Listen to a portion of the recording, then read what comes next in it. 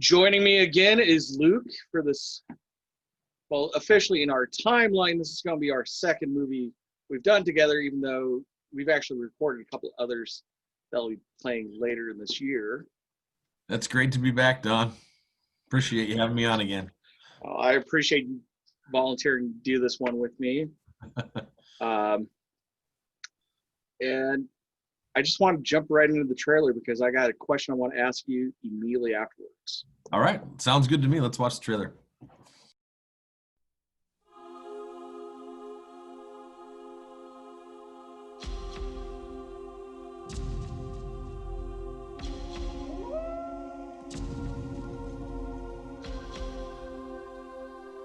Just hear that you've been decorated, and they sent you here to be posted. Actually, sir, I'm here at my own request. Why? I've always wanted to see the frontier. You want to see the frontier? Yes, sir. Before it's gone. There ain't nothing here, Lieutenant. Everybody's run off or got killed. What about Indians?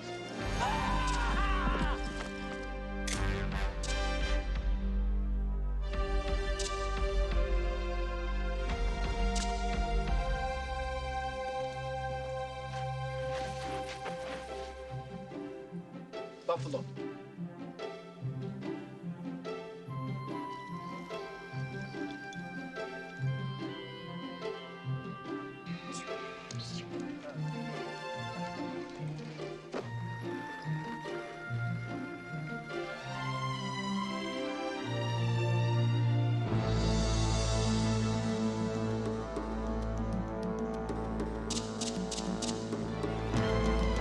They're gonna hang you.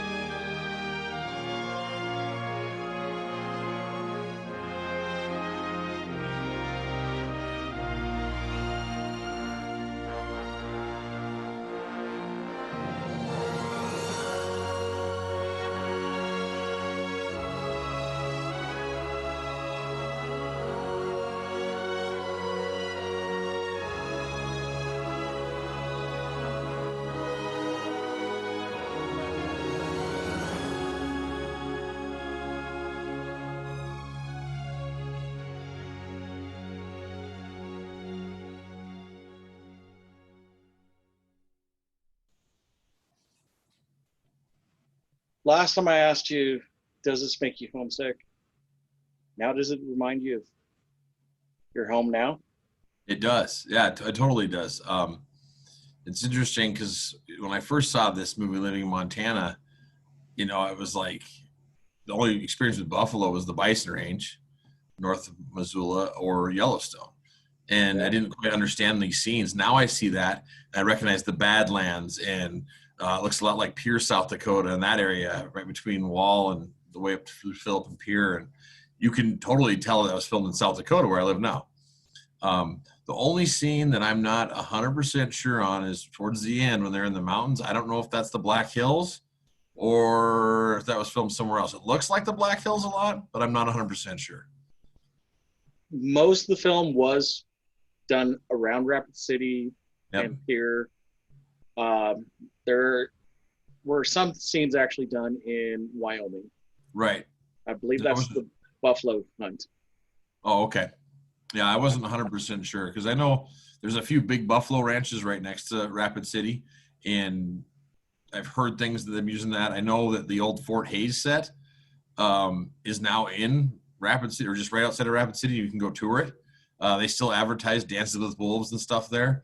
The sad thing is it's getting kind of old, so the younger people aren't going to be like, oh, Dances with Wolves. It's kind of an older generation thing, if you will, now. But still, Kevin Costner's had a lot to do with our area, and with the western South Dakota.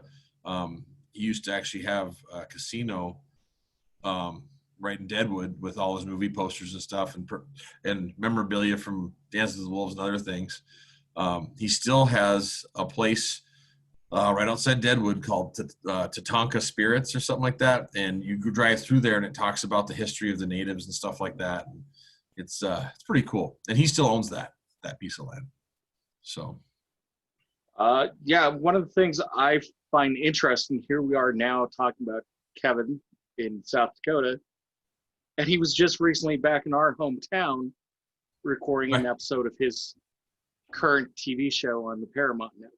Yeah, Yellowstone. I think I just saw today, a friend of mine is actually building sets for that. Oh, wow. Yeah, and they had downtown shut down today, I guess, because they were filming Yellowstone, another episode of Yellowstone. So I'm just curious, have you ever kind of heard the story of how Dances with Wolves ever came to be?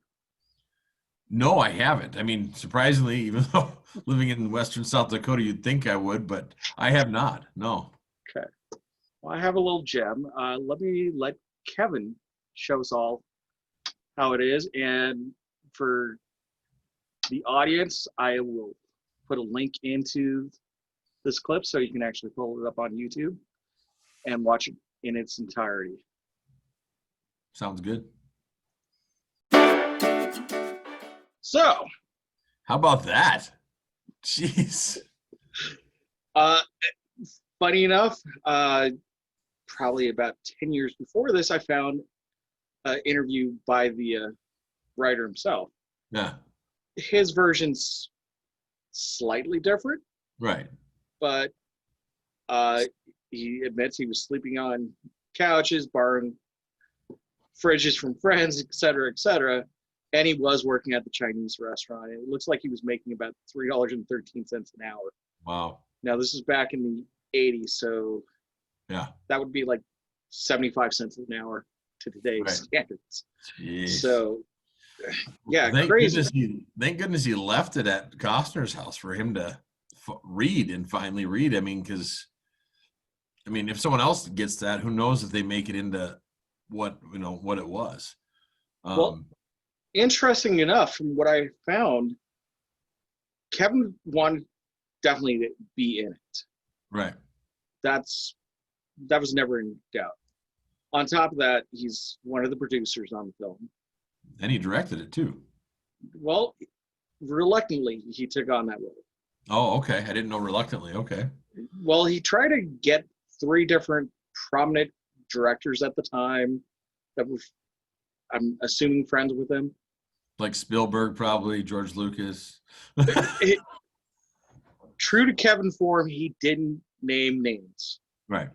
So we don't know who the other 3 potentials could have been. Right. But each one of them wanted either cut something like the very opening of this film being in the Civil War, or they wanted to change Standing with Fist to a native, or they just wanted to change too much of this story. And finally, Kevin's like, no, I got to do this myself. Yeah. And he was having trouble initially getting financing. He eventually found foreign investors to really start the investment process. And after they began filming, Orion Pictures came in.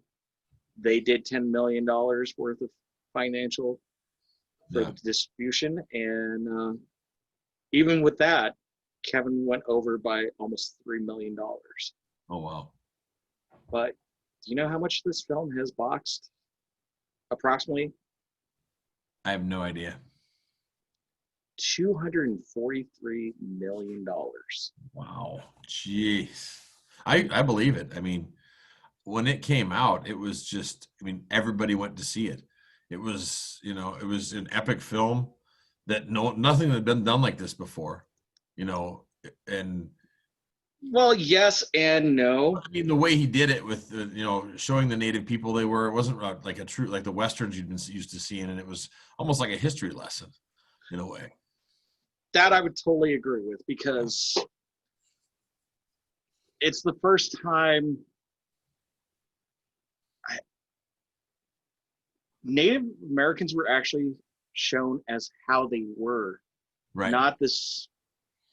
Not the typical Hollywood native with not how a white man thing, you know. I mean that. Yeah, we didn't have Tonto. Right. And From Lone so- Ranger. Yeah. Yeah, exactly. Lone Ranger. It was showing the beauty of their people and stuff, and how they lived off the land, and all the stuff that they did, and the family aspect. I mean, it's crazy. And so when I rewatched it the other day, I was telling you before we came on, I watched with my daughter who's 13, and partially because we live in Western South Dakota, so she could see this, and she recognized places right away, like the Badlands and stuff, but also just to kind of see her take on it when she first saw it. And one thing that really came out to me at the end of the movie, when we were all done with it, watching the whole thing, she goes, "Dad, can I learn how to speak Lakota?" And wow. Here's the cool thing. They offer that in the schools in Western South Dakota. You can, as a foreign language, you can take Lakota. If you Okay, want. that is pretty cool. Pretty cool. Yeah, exactly. I was like, hey, if you want to, when you get to high school, you could take that. You can totally learn.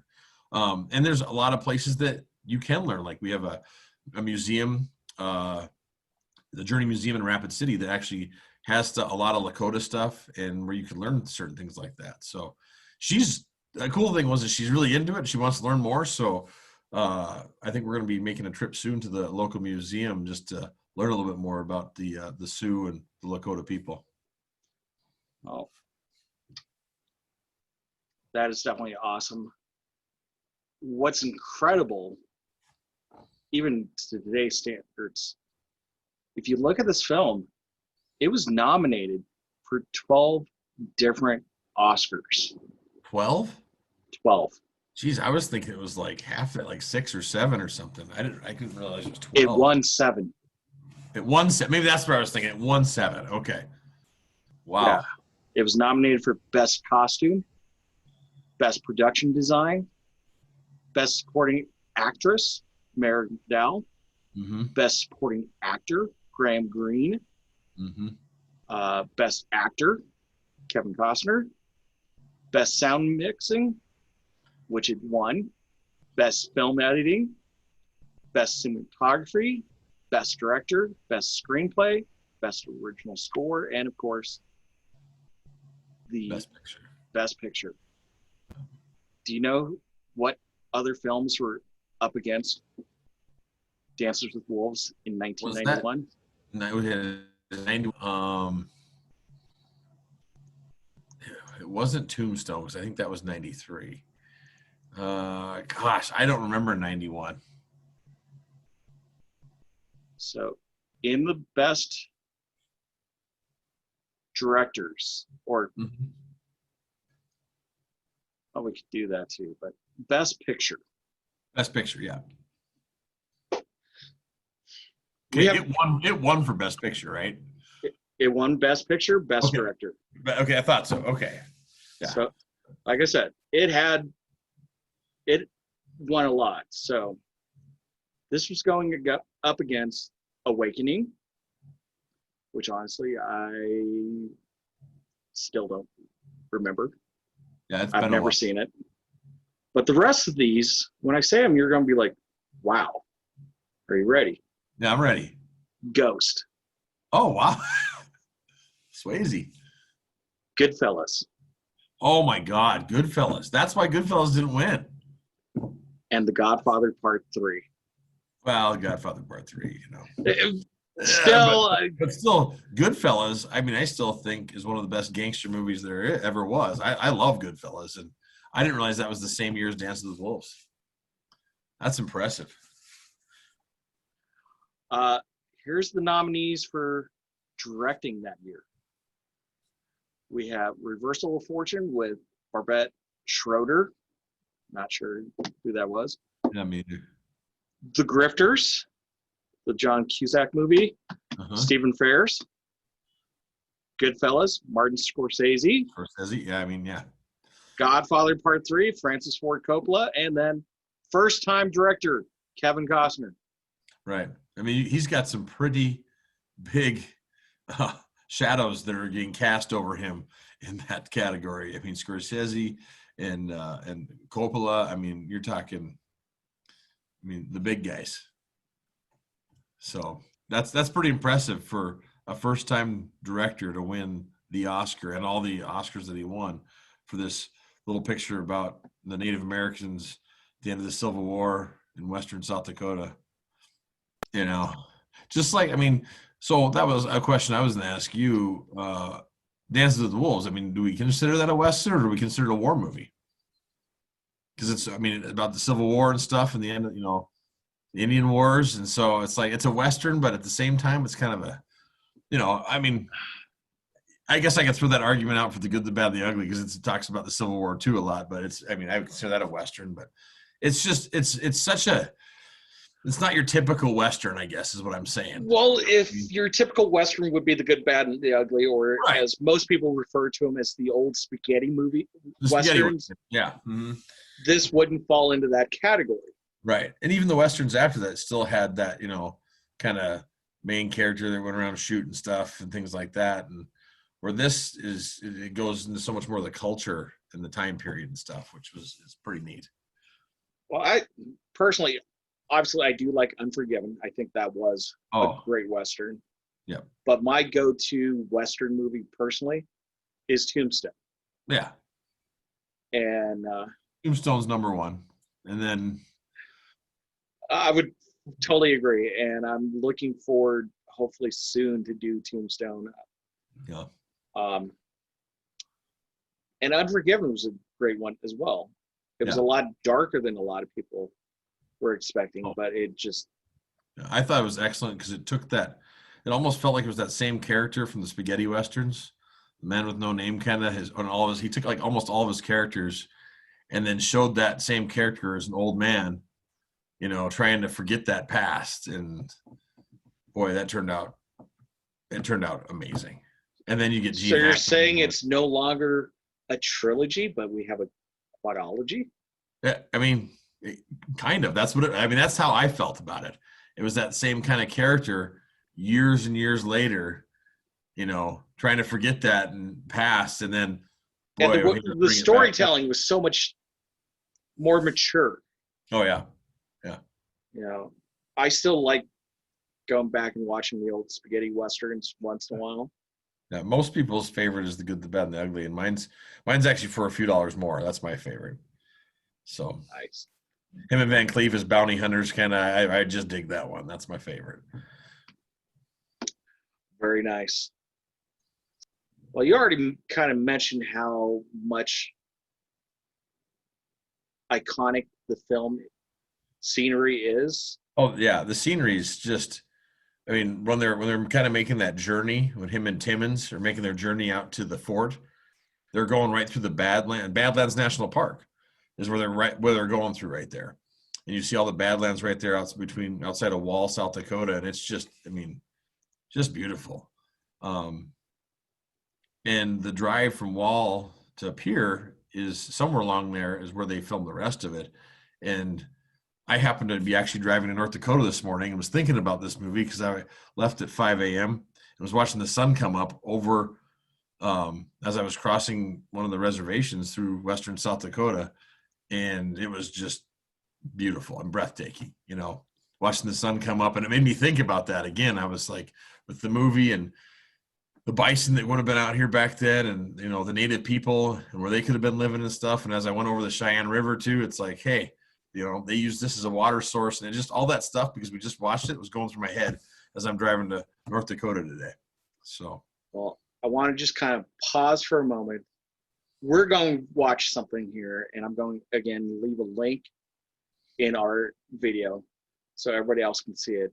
But this YouTube video I found, there's two parts. We're only going to watch part of it. Sure. But it is actually showing the actual sites in South Dakota where they're filmed. And it's a cool little video. It shows the actual movie scene and then underneath the real location. So let's jump into this video, and then again, I'll leave a link when I put this up on my YouTube channel.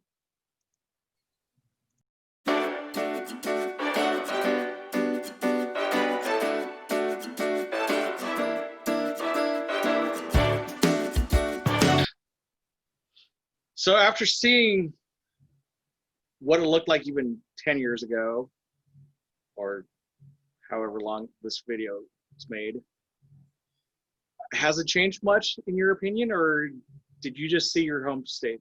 No, South it's Dakota? still dang close. I mean, you can definitely tell the trees and stuff and all the location. I mean, it's really close. I'm impressed.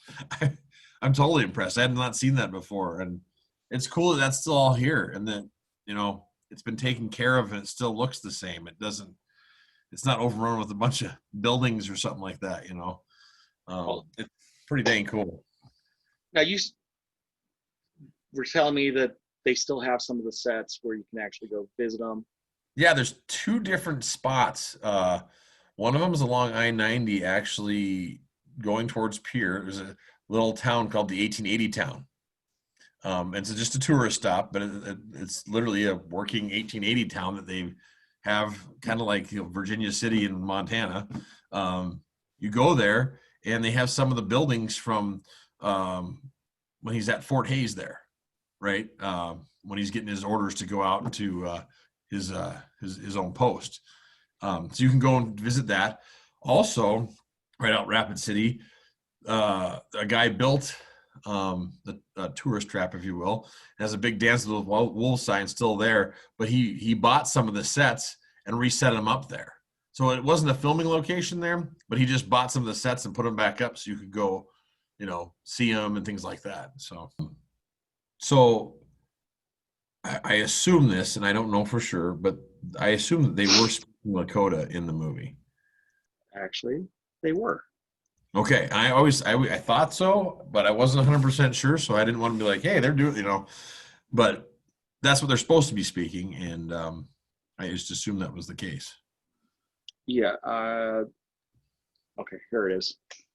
So they actually hired a local community college teacher to serve as the film's dialect coach. Oh, cool.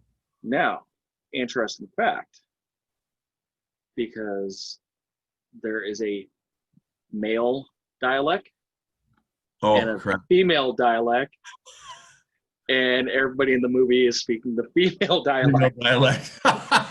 So it is accurate, but wrong at the same time. Right. But the community college teacher, Mm-hmm. her name was Doris Leader Charge, and she was from the Dakota Sente Gaelic University. I'm hoping I'm getting that right. I don't recognize that name, but there's some smaller ones out here. So, well, she was 60 years old at the time. Since none of the actors spoke Lakota, Costner brought in Leader Charge onto the set for guidance and even offered her a speaking role in the movie. Oh, did she take it? Initially, she declined it, saying she needed to return back to the university. So Costner called up the president of the college and got her stay extended. Yeah, when Kevin Costner calls, even the president of the university is like, oh, okay, what are you doing? Yeah, okay, I think she could stay a little longer. So she got the role of Pretty Shield, the wife of Ten Bears. Oh. So that's cool. That was pretty cool. Yeah. You're talking about accuracy. At the end of the movie, they have a little script that shows up about Fort Robinson. Okay. And 13 years later, they surrendered. That actually happened. And Fort Robinson's actually in Nebraska, just outside of Crawford, Nebraska. I've actually camped there. You can go down there and camp there at Fort Robin stuff and read about it. And that's where Sitting Bull was taken. Oh, wow. Yeah. And Crazy Horse was there one time too. So there's a lot of history back there. I didn't realize all that until we camped there one night and went and read all the plaques. And I was like, holy cow, a lot of history that you don't even realize is right out your back door. And then the other big thing for South Dakota is the giant Crazy Horse memorial that's being built. It has it right now. It's just his face. Eventually, he'll have his face, arm, horse, and they're still working on it. cool thing how they can raise money for that is they do the Volksmarts twice a year, where you can actually go hike up right to the head and stand below it and see it. Oh, wow. Otherwise, when you normally visit, you just get close, kind of like Mount Rushmore, and see it from a distance. But twice a year, you can do this Volksmarch where you hike, I think it's like 9 miles or something like that, up to the head and get your picture taken in front of it and stuff. Now, I've never done it because I'm usually at the lake when this is going on. But one of these days, I would like to do it. In fact, it was just last weekend that they did the fall one. Oh, So, wow. Yeah. So maybe next spring. Yeah, and so they always have one, like it's kind of late spring, early summer, and then one here at the end of September. So, Well, I can understand that because according to some of the daunting logistics of this movie, which was filmed between the months of July and November, and again 1989, they shot on more than 30 locations throughout South Dakota and Wyoming. The shooting script called for over 3,500 buffalo, 3 dozen teepees, 300 horses, 2 wolves to play 2 socks, right. and as they describe here, a small army of Native American extras. Yeah. And the best part, the temperature ranged anywhere between 20 degrees to over 100 degrees in that July to November shooting schedule. I believe it. At one point, Deadwood, South Dakota had the record for the highest temperature swing in the United States in like a 24-hour period. It was like 80-degree temperature swing. It went from like 80 degrees one day and then down to 0 and snow. So, and we already had that once happen this year. We had a 60-degree temperature swing in Rapid this year. Oh, So yeah, the weather over here, it gets kind of weird at times. Yes. so You know, you were talking about 3,500 buffalo they were looking Yes. for. So a year ago, my daughter and I were going in Costner State Park, where you can go see a bunch of buffalo right now. They're protected. And we were listening to one of the rangers talk about the buffalo and stuff. And one thing that they talked about, and I always kind of thought was maybe movie magic, when they have that herd of buffalo and they are stampeding and you see that swath of earth that looks like a path. They were talking about back, in the 1800s, there were so many buffalo out in the prairies that at one point the buffalo could be like basically stampeding in a direction, and it would take 2 days before you could cross that because there's that many buffalo. oh wow. Yeah, 2 days. I was like, are you serious? And then they showed the timeline of the massive amounts of buffalo that were in North America and how we almost lost them at one point. And they do a good job of depicting that in the movie, I think, when they show the buffalo hunters coming in and shooting them, taking their hides and their tongues and leaving them. And I mean, it was close there for the buffalo could have been extinct. And luckily, you had places like in South Dakota, Montana, that were helping the buffalo back and stuff. And now, I mean, there still will never be as many as there were, but now, I mean, if you want to see buffalo, there's places you can go and they're thriving and stuff, and it's not near as bad as it was. But there was a point there where they could have been extinct, unfortunately. And hopefully the National Bison Range in Montana will finally open back up to the public soon. When I was just up there back in June, it was closed because of COVID. Oh, sure.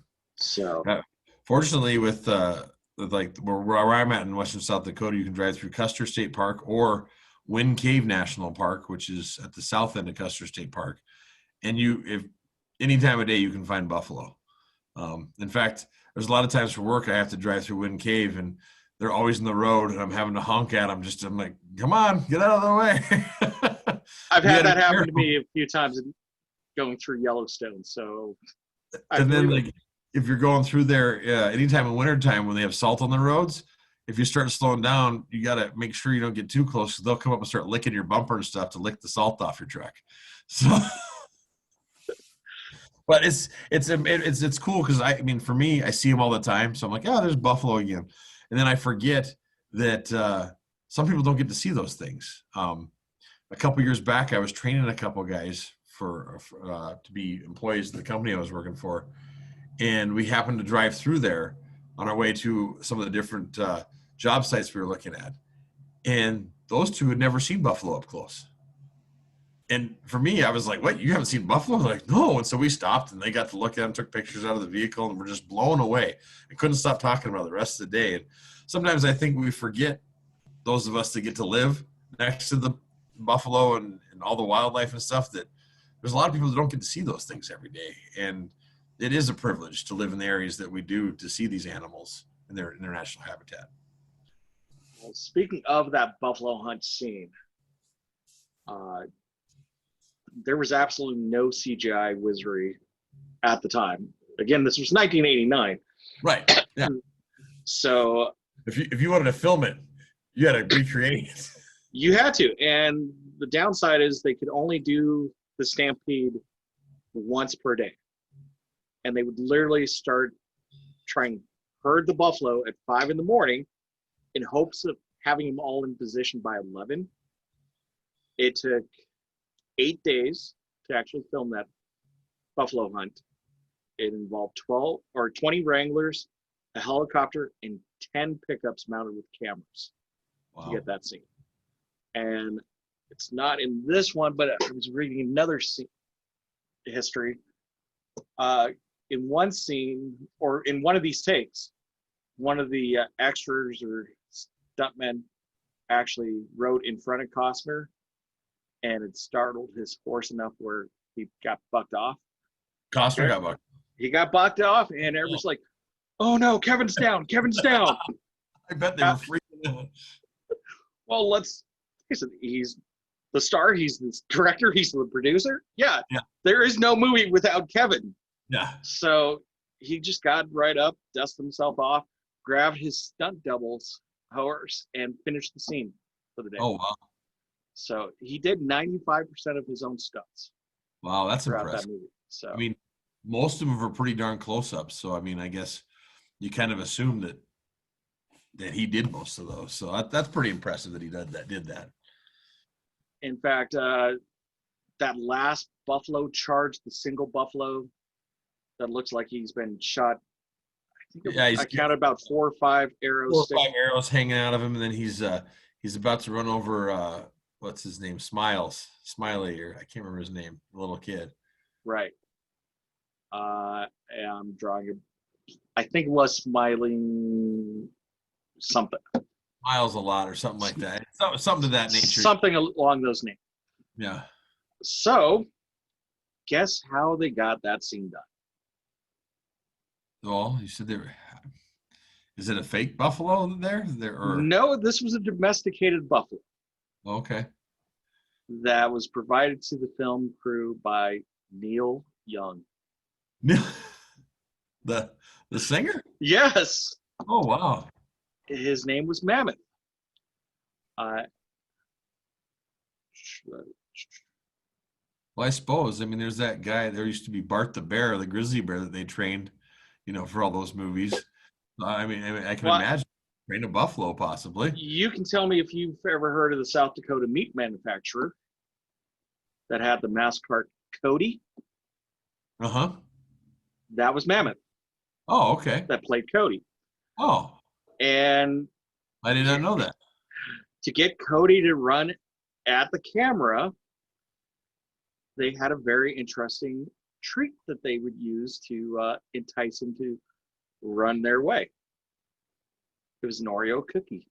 An Oreo cookie?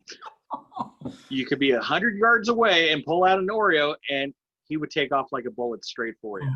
Of all the things I thought you were going to say, Oreo cookie, I think, was one of the last things I would have thought of. And I actually did find, yes, it was about 95%. One of the supervising producers, give his name. Anyways, he was in the helicopter over the herd, and he heard over the radio, "Kevin's down, Kevin's down." But yeah. Oh, crap. So that was pretty cool. That's really cool. And as we mentioned, there are two trained wolves that play two socks, Buck and Teddy. You know what amazes me is there's in a lot of movies, there's a lot of like with animals, there's two or three. And while I'm watching these movies, I can't tell the dang difference. I don't know if they do a good job blending their fur and stuff or what, but I mean, watching that, I couldn't tell you there was two different wolves. So, but in a lot of ways, you've met Custard. A lot of Hollywood insiders refer to this as Costner's last stand because, or another nickname that was given to it was Kevin's Gate. Because Hollywood insiders smelled blood after hearing about the film's production's difficulties, calling it a risky bet. So Costner's last stand, Custer's last stand. Right. Yeah. Kevin's Gate versus the Michael cameo, widely over budget Western flop Heaven's Gate. Yeah. But as I said, this movie took in nearly $425 million at the box office. Yeah. And that's 1990 box office. Yeah. Well, it took Costner, who was already becoming a superstar, to superstardom, basically. I mean, yeah, I think he just got done working with Hackman in, is it Get Out? gosh,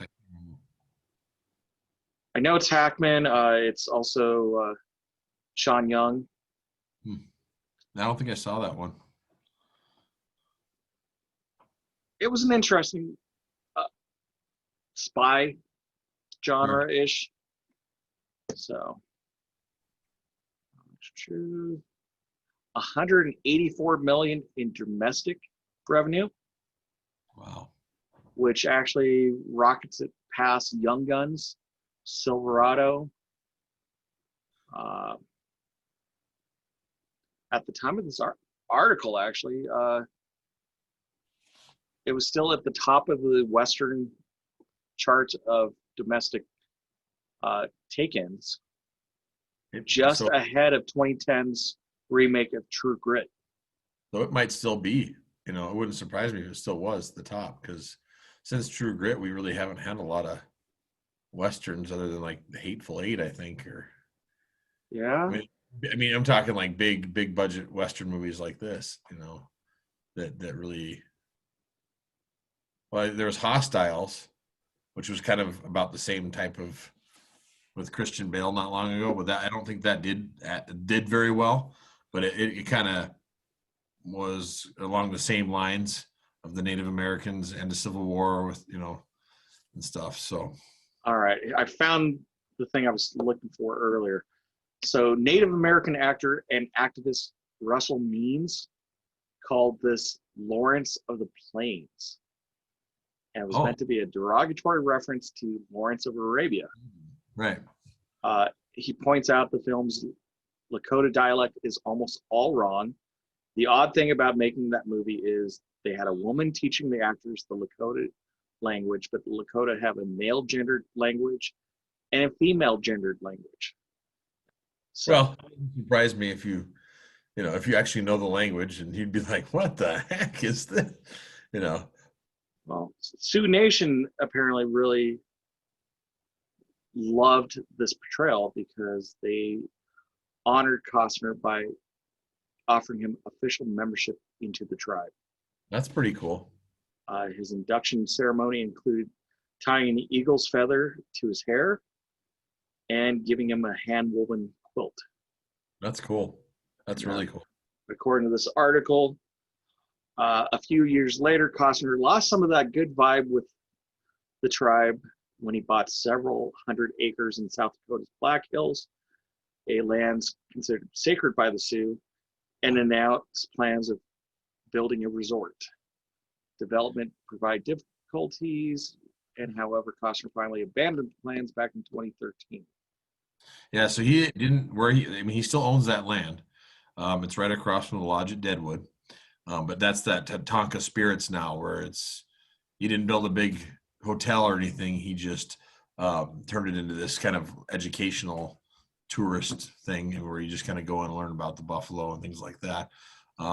He did own the Midnight Star, which was downtown Deadwood, where his restaurant was with all his movie posters and memorabilia and stuff. But that was just a restaurant basically, and that is now closed. Actually, he closed that down. Oh wow! So, but he still has I believe it's Tatanka Spirits is what it's called, but it's right across from the Lodge of Deadwood, and you can go visit that still. But he never did. There was all these plans to develop that. There was even talk at one time having a train that would drive from Rapid City to Deadwood through his area, to get people from Rapid to Deadwood without, so they could partake in activities up there and not have to worry about driving. And there was all these plans that all kind of just fell through. So now, did you know there's a sequel in book form, not movie form? to Dances with the Wolves? Yes. I did not know that. No. A sequel to the book was made in 2001, published as The Holy Road, which continues the story of Lieutenant John Dunbar, now a full-fledged Sioux warrior, as he tries to protect his tribe from the encroachment of the white settlers. Critics praised the novel for the way it's portrayed the westward expansion and the plight of the Native Americans without coming off heavy-handed. Huh. There have been rumblings about a possible mini-series, but nothing has been confirmed at the time of this article. When did the article come out? Let me see if I got a date at the very top here. I was just thinking, because that was 2001. You said he wrote that. My facts are coming from Jeff Wells, and this is dated November 22nd, 2015. So 5 years ago. Yeah. And it was written about almost 20 years ago now. So, but, things take time. You never know. Yeah, it started off as a novel that nobody wanted to publish. Yeah. Blake's is quoted as, "I spent most of my time writing this book in the car," because that's where he was sleeping, is in his car. And like I said, this thing was hard to finance. Only a fraction of the movie's $15 million budget was secured when it began. So it sounds like he only received about $2 million from foreign investments, $10 million when Orion stepped in, and then he actually covered the additional $3 million out of his own pocket. Costner did? Yeah. Well, wise investment, I guess, now that you look at it. So yeah, like I said, he never really said who the other directors he was hoping for. But this movie, the scenery is kind of the unsaid fifth character of this whole movie. The scenery and then the score that goes with it, just enhances, I think, the scenery even when they have that musical score with the scenery, the big. Absolutely. It's just, watching it, it was just your mouth drops open because of the beautiful scenery. And that's what I was saying this morning when I was driving up across South Dakota, the sun's coming up. I was like, it's still here. It's just like, it's just will blow you away. Well, for a movie that is just a little over 3 hours long. Yeah. One thing I found interesting is it didn't opt for an intermission. Right. Typically, if a movie's over 120 minutes, they normally put an intermission. And there's been about 3 or 4 films that I saw that opted not to. And even watching it like I just redid yesterday, I watched it straight through without having a break. So my daughter and I watched it in 2 nights just because we didn't have the time to sit down for the 3 hours to do it.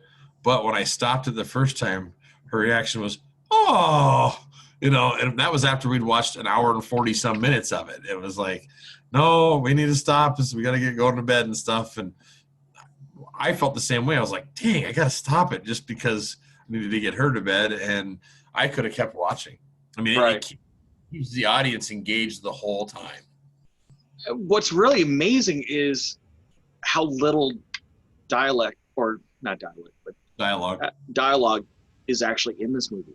Yeah. You have a lot of scenes where it's just, there's a story being told, but you're seeing it rather than hearing it, people talk about it. One of the ones that immediately pops out in my mind is the first time Dunbar goes to get water with his little pail. Yeah. And he comes across and sees the buck looking back at him, dead in the water. That. Well, just him finding all the pieces and the stuff laid out, and it was telling a story of what had possibly happened there before he got there, and no words were needed. That's the cool thing I think about that is it kind of leaves it up to your imagination, who's watching it, almost like you're reading a book, where you can kind of come to your own conclusions on what happened there. And it's done brilliantly throughout this movie. As we said, this movie is a little over 3 hours. There is a director's cut, or also referred to as the long cut, which we didn't watch. We did not watch. I didn't watch that one. But it is almost an additional hour worth of footage being added. It's 50 extra minutes or something like that. Yeah. Now I did find another great source that kind of compares the theatrical version that we were watching versus that extended version. Actually came out on this article back in 2010, so it's only 10 years old. On top of the Oscar wins, this also won 3 Golden Globes too. Oh. So Costner won Best Picture, Best Director, and Best Actor at the Globes. Oh. But he didn't get the Oscar for Best Actor. So I'm not going to go into all of these, but I will make sure I throw in a link to this in my description below. So if you want to see where the extra hours coming from, you can always take a look. But overall, I'm still amazed it's 3 hours. Yeah. It's a simple story, not a lot of dialogue, but it's that unsaid narrator being the scenery and that score combined that Absolutely just enhances the story. And we said off camera how it's kind of a sad story. It doesn't exactly have a happy ending either way you look at it, the actual filming ending or adding in the postscript at the end. Yeah, it's one thing, they developed the characters so well throughout, and as John's getting to know the different native characters, you're getting to know them too and like them more and more and stuff. And by the end of the movie, when he wants to go out on his own, you're feeling that.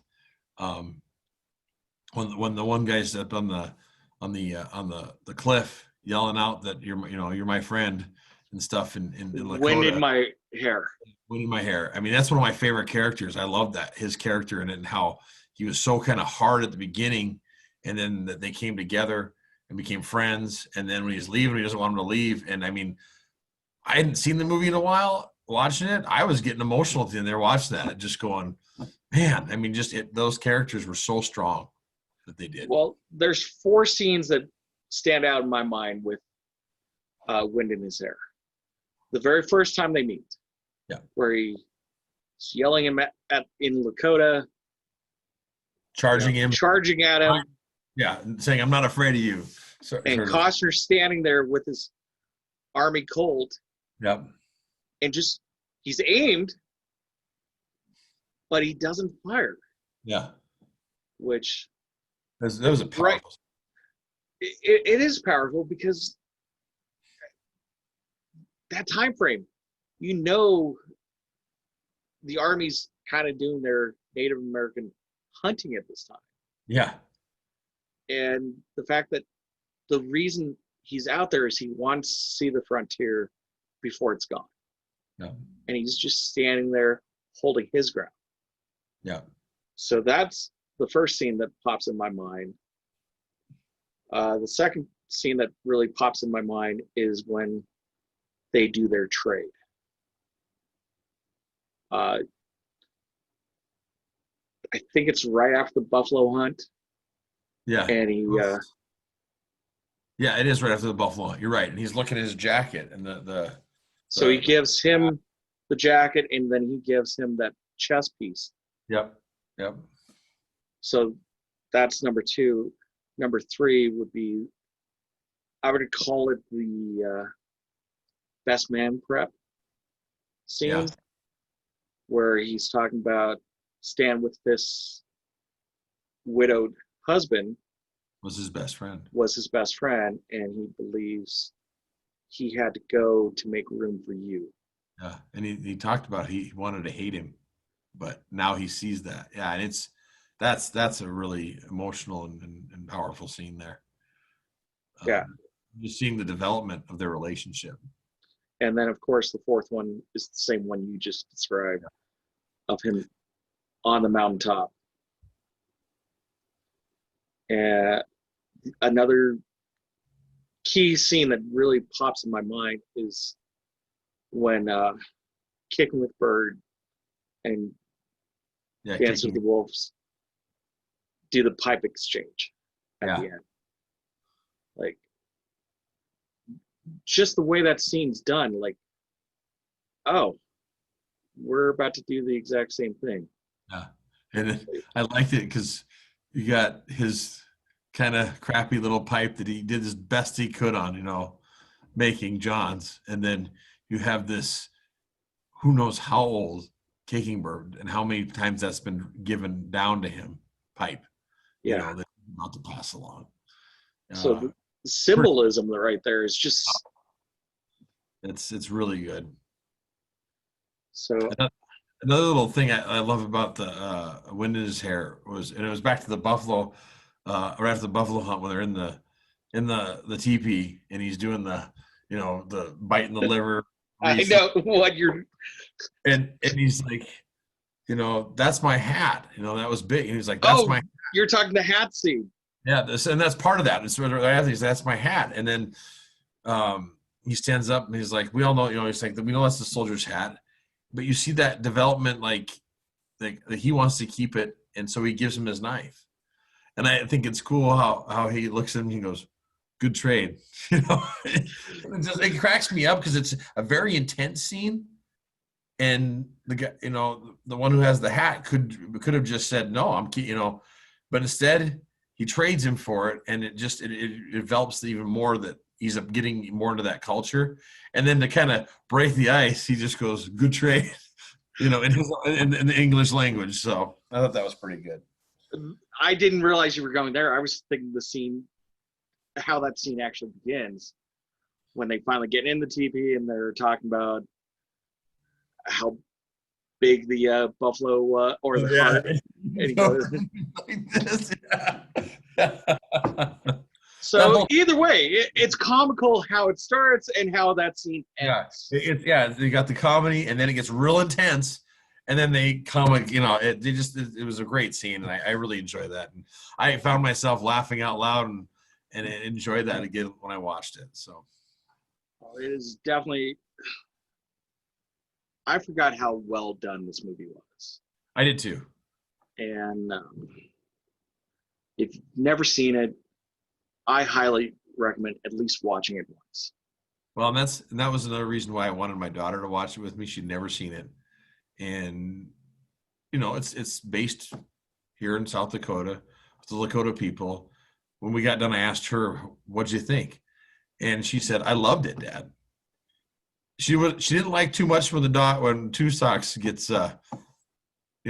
shot, but otherwise she really enjoyed it. And she didn't think too much of the soldiers, but the rest of it though, she really liked it. And like I said, she's very interested in learning Lakota language now after watching that. And I remember as a kid, being in Boy Scouts when this came out, getting my Indian Lore Merit Badge and different things like that, just because of that, it made you want to learn more about their culture. So it's very well done, and I think it shows the true culture of the Native American people, and it will make some people want to learn more about them. Yeah, I'm hoping people do. Yeah. That's part of the reason we chose to do this movie at the time that we're actually putting this episode out. And like I said, I encourage everybody, if you haven't seen it in a while or you've never seen it, you need to sit down and watch it. Realize it is a long movie, but it's worth it. It's totally worth it. It's worth it. The only scenes I could have done without, I think, were the scenes at Fort Hays with the major. Yeah. It was a little. Some of those were a little strange. From what I was reading, the extended cut makes that even longer and more awkward. So just be warned. Yeah. But it's well done. The violence in this movie definitely pushes that PG-13 right to the edge. Yeah, it does. It's necessary, though, I believe, to show how things were, And I think the way they deflected all of it between even the Native Americans and the Union Army at the time. Yeah. The way they treated Dunbar when he returns for his journal. Yeah. They see this guy riding towards them, even though he's yelling out in English. Yeah. He's a little, let's say, tanned. Yeah. From being out in the plane so much. But they immediately thought he was a Native American chasing him down or whatever. Or just, yeah. And shoot first, ask questions later. Right. And even after they find out he's an officer, yeah, you hear some of the lower rank privates as he's getting walked across the fort. He's an officer? Are we supposed to salute him or shoot him? Yeah. It just shows the unfortunate mindset of the white people in that time frame. It shows their ignorance even when the guy doesn't admit to stealing his journal, which would prove who he was and everything. And he's sitting there looking at it, and he can't read, and the guy next to him can't read, so they start using it for toilet paper. I mean, it's just terrible, And then there's the native culture that is so smart, and they do all these things and use the land and everything, and it's just exact opposite. Yeah, it's unfortunate how we treated their culture. Oh. And there's nothing we truly can do today to pay back for that ignorance on our part. But hopefully we can learn from those mistakes. Hopefully move past the blame on both sides. Yep. And come together and learn about their culture and stuff. And that's the one thing I think that's important is our younger generation ourselves is learning more about their culture and how magnificent it was. I want to plug a little podcast at the end of this. It's a podcast called This Land. And what's so amazing about this, it actually is, get the correct tribe. It's the Muskogee Creek Nation and all 5 tribes around Tulsa, Oklahoma. The Supreme Court just ruled in a historic decision in this last term. I